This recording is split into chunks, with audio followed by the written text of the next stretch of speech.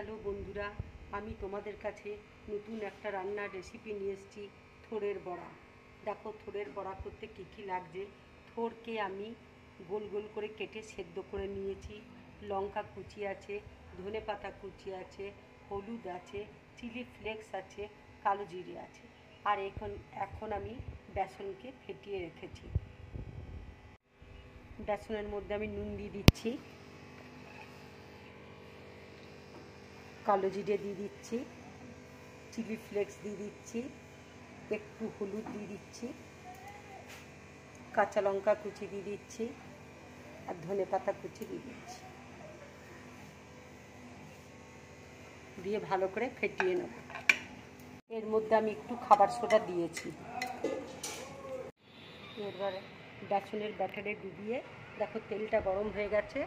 এবার আমি তেলের মধ্যে ছেড়ে দিচ্ছি।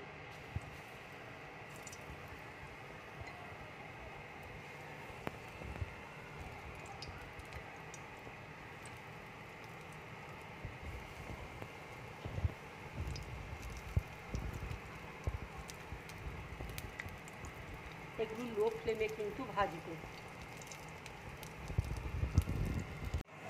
দেখো বন্ধুরা, আমার ভাজাগুলো হয়ে গেছে। এবার আমি প্লেটের মধ্যে তুলে নিচ্ছি।